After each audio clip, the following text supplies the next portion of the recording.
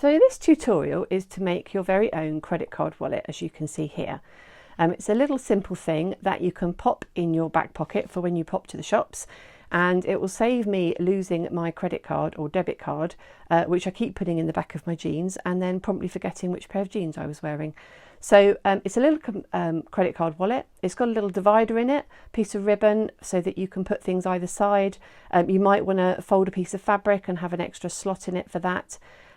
So you've got an extra pocket, but it's quite simple. It's not particularly big, and it's going to save me taking my big purse to the shops at the moment when a lot of what I'm doing is contactless. So let me show you how to make one. Okay, so for our credit card wallet, we're going to need some fabrics and a zip.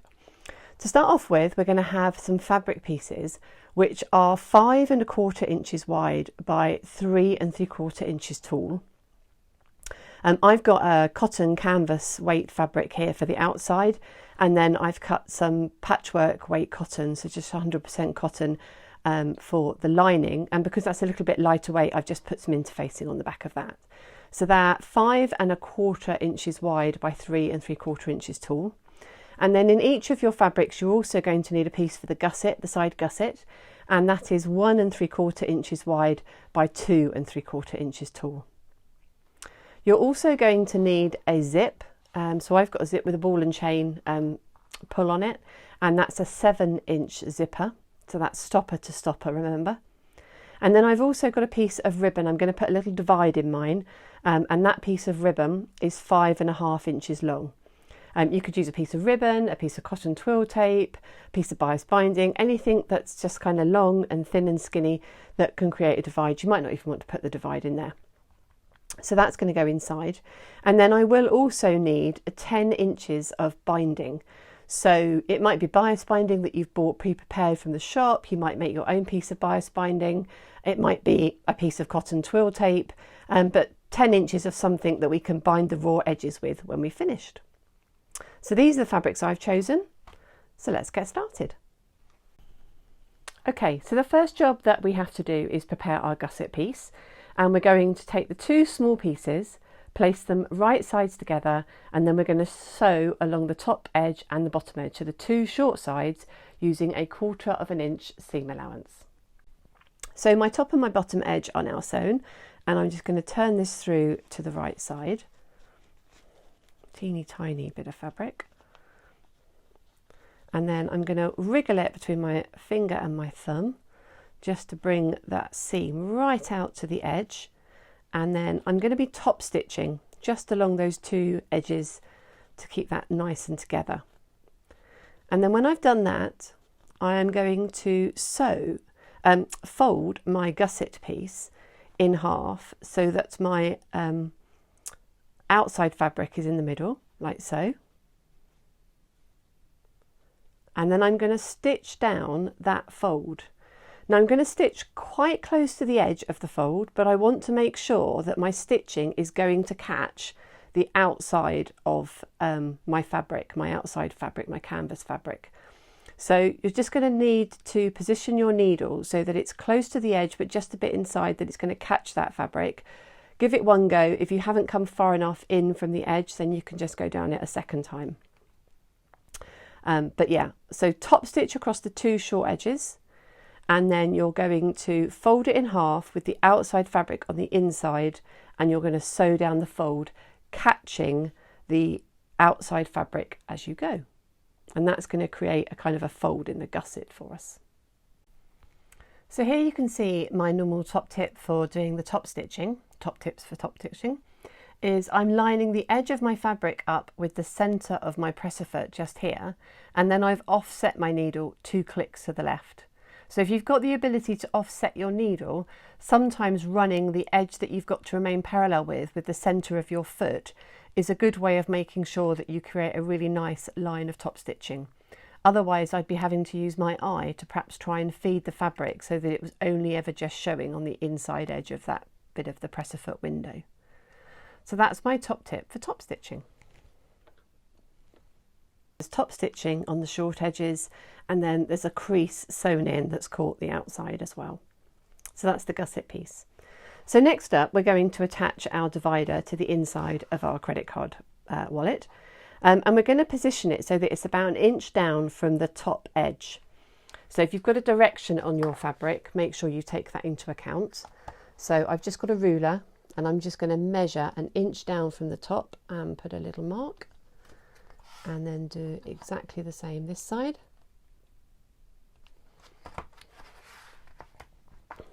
I'm using a friction pen. I do like a friction pen, just make sure you can see that there. They're really good. You can mark fabric with them and they come off. The marks come off when you use your iron. So I've got my piece of, this is a piece of grey grain tape, recycled from a carrier bag at some point, I suspect. And I'm just positioning that so that the top of the ribbon is in line with that 1 inch marker. Just going to pin it so it's completely straight across. And then I'm just going to go over to the machine and machine base that in place. So I'm going to stitch really close to the edge of the lining fabric within my seam allowance, just to anchor that in place, ready for the next step. Just going to make sure that that is straight. It looks straight, but it looks a little bit wobbly as well. No, it's straight. Okay, going to go to the machine and do that now. Fab, so that's all anchored on for us now. Okay, that was marking a whole inch. We're now going to do 3/4 of an inch mark from the top edge. So either 1/4 of an inch up from where you were, or 3/4 of an inch down from the top edge. So I'm just going to put a little mark in there, and then making sure my ruler is straight, a little mark. Oh no. So we just need it on the one side, and then we also need it on the corresponding side of your other piece.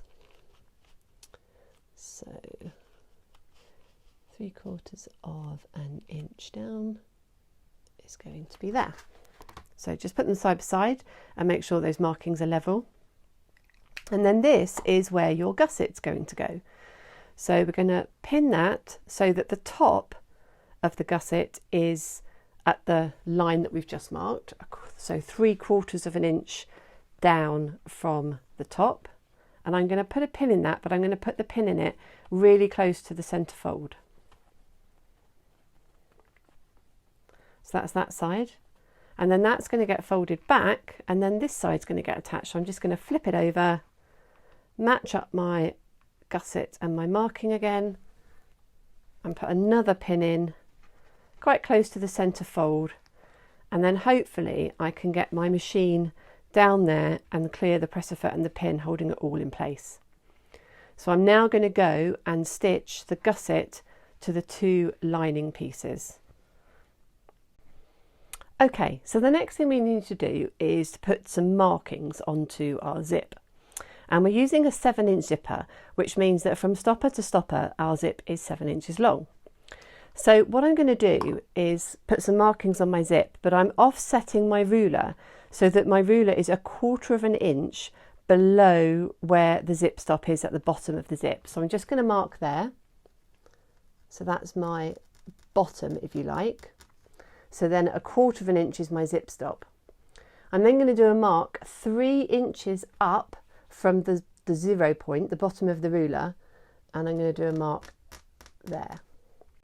I've put those markings on the back of my zip, and that's for a reason, because in a minute we're going to sew and we're going to need to see the back of our zip. So I have put them on the back of the zip on purpose. So the next step is to start to attach our zip.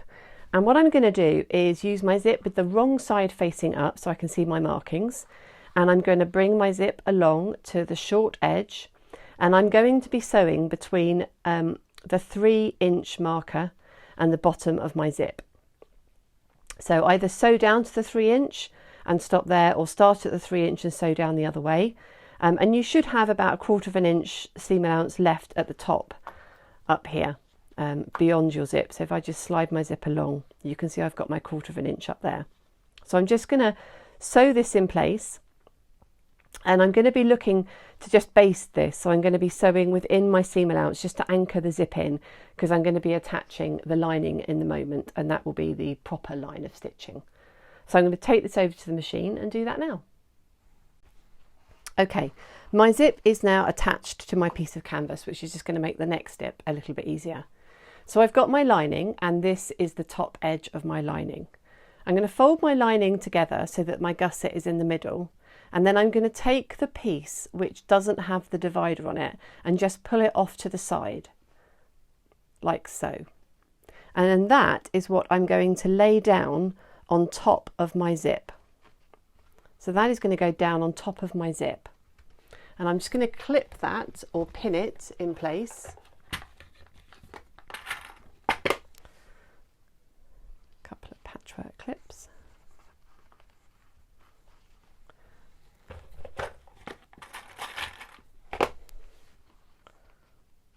Like so. And you've now got a choice. You can either remark where your 3 inches is. So my 3-inch marker is there, so it's now here. Or you could flip it over if you can see your stitching clearly on the other side and just follow your line of stitching from the other side. But my line of stitching isn't very clear, so I've remarked, and I'm now going to sew down using my correct seam allowance from that 3-inch marker down to the bottom. And that's so it looks like this on the inside. So this piece of lining has been offset by the gusset, and you're just sewing through one piece of lining and where the gusset is attached as well. So I'm going to pop that through the sewing machine, sewing from my 3-inch mark with my proper seam allowance of 1/4 inch. So that's now attached, and if we open it out and go to the right side of the zipper, you've got the outside canvas on the right side, and then when you open the zipper up, you're going to see the gusset, and you'll open up from up there as well. So we've got to attach the other piece of lining to the other side of the zip. So if you hold it like this with your zip the right way up, you're going to draw your zip across to match the other piece of lining. Just press that out of the way.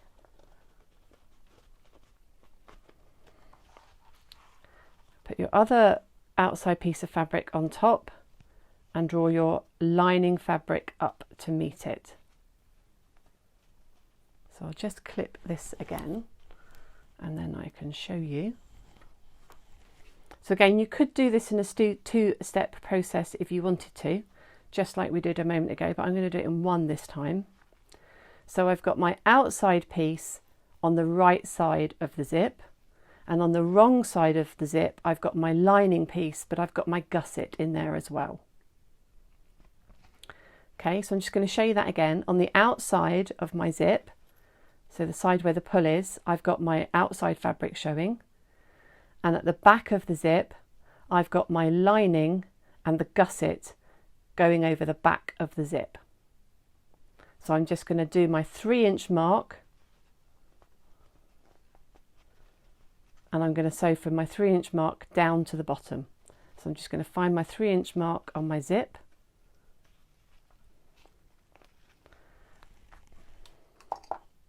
so just transfer that across to the other side, line the zip up with the edge, and then I'm just going to put a pin in there so that I know exactly where I need to stop. So it's quite bulky. You might want to give it a bit of a press if it's too bulky, but basically we're sewing down this seam, stopping at our 3-inch mark. If all of that has gone well for you, you should find that you have the outside of your zip with 2 pieces of outside fabric, so the canvas on mine, and then on the back of your zip, if I just lay it flat, I've got the back of the zip, I've got my 2 lining pieces attached, and I've got my gusset piece popping up the middle. So I can now open my zip and begin to see what my pouch is going to look like. And that gusset's there, it's just going to stop anything falling out as you unzip around your corner. So the next stage is to get our zip to go around the bend. Okay, so we're going to be bringing the zip around the top of our fabric. So in order to do that, you just need to find your anchor point, and you're just going to need to put a little bit of a snip into the zip just there. don't snip the tape too far down, but I'm just going to put a little bit of a snip in there just to allow the tape to bend round. So keeping that back bit of fabric flat, I'm now bringing the zip up to the top edge. I'm going to put a pin in there for the moment, like so. And at the end here, where the zipper finishes, I'm just going to fold that tape up out of the way. So I'm going to put another pin at that end, just to hold that tape up out of the way. No, not like that.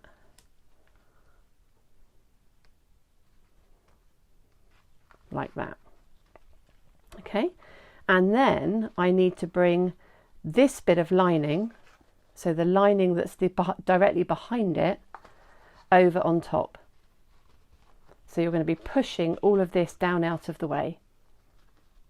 So use your fingers and squeeze it all together. And it is a case of using your fingers because you can feel the zip. So you want this bit of zip nicely down out of the way, and you're just bringing these two layers together. So I'm going to pin along there. Once I've got that pin in,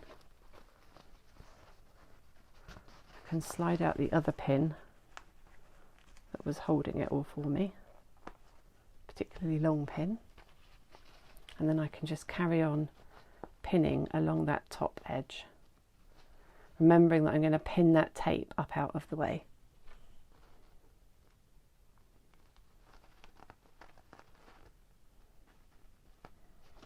Oops. So now I'm going to sew along the top edge using my seam allowance, and I'll be catching my zip as I go. So my zip is sandwiched in there, and I'm going to be stitching those two layers together, and the other side of the zip and the other pieces of fabric are completely out of the way. So I'll go over to the sewing machine and I'll do that. So I've sewn along here in just a normal straight line, and if I just turn this through, we can begin to see what our wallet is going to look like. And there you can see you've got your zipper coming around the edge. So now we need to do it for the other side. So once more, I'm just going to put a little snip into my zip tape just to allow it to bend a little bit easier. Try not to catch anything else.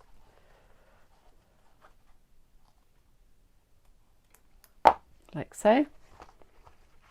And then my zip tape is going to bend round.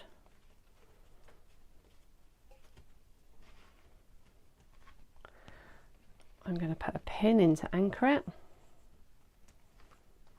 I'm then going to sandwich it between the other lining piece. So bring these up together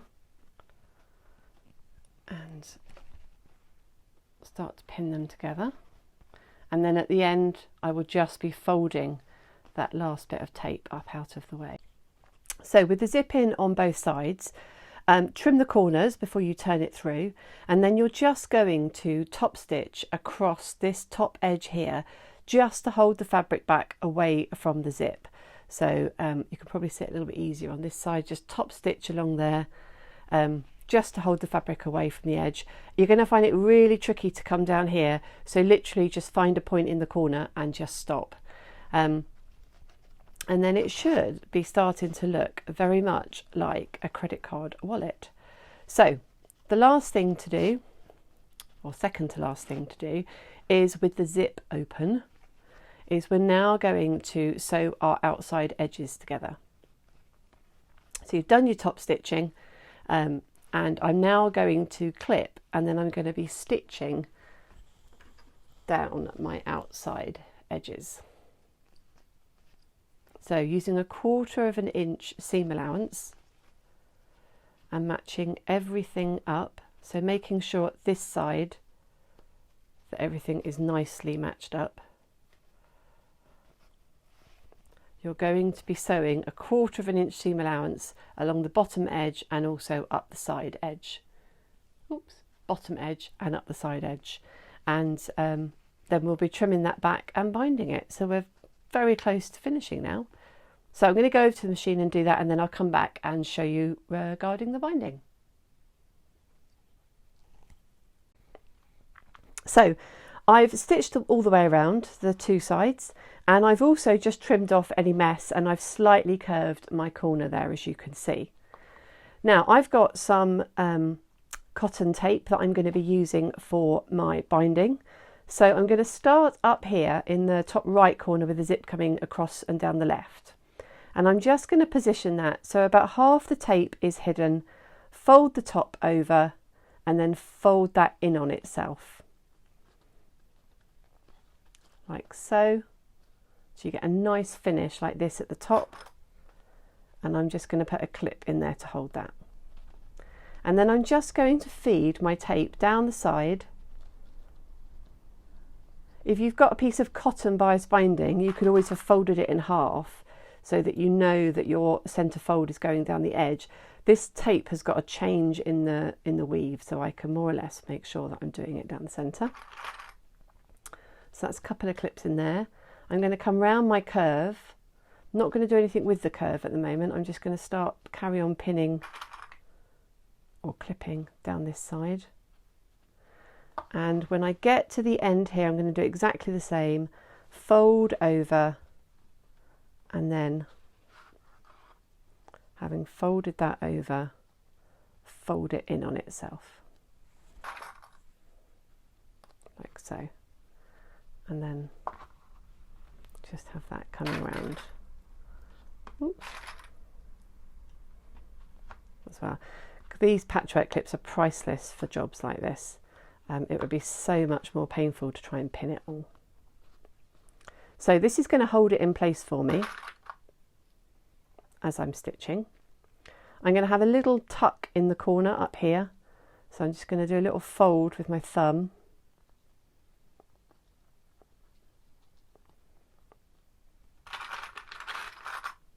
And clip that in place. And then as I go, I will be pulling my cotton tape just so that it covers that line of stitching.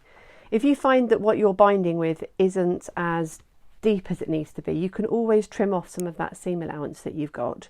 That's no problem. We're just wanting to make sure that on both sides of the project you're not going to see your first lines of stitching. And actually sometimes, because you've got the bulk of the tape at the top, you can just do a little diagonal cut in the seam allowance. I don't know if those scissors are going to work. Let me use these ones. So just taper that seam allowance off a little bit so that where you're folding over the end and folding in on itself, you've got room for it all to sit nicely. You can see what a difference that's made. So you can always taper the ends. Depends what you're working with and what you're binding with. Okay, I'm going to take that over to the machine and stitch all my binding in place. So I'm pretty happy with how my binding has gone on, my cotton twill. So now I need to turn my credit card wallet through. So it's going to be a bit stiff.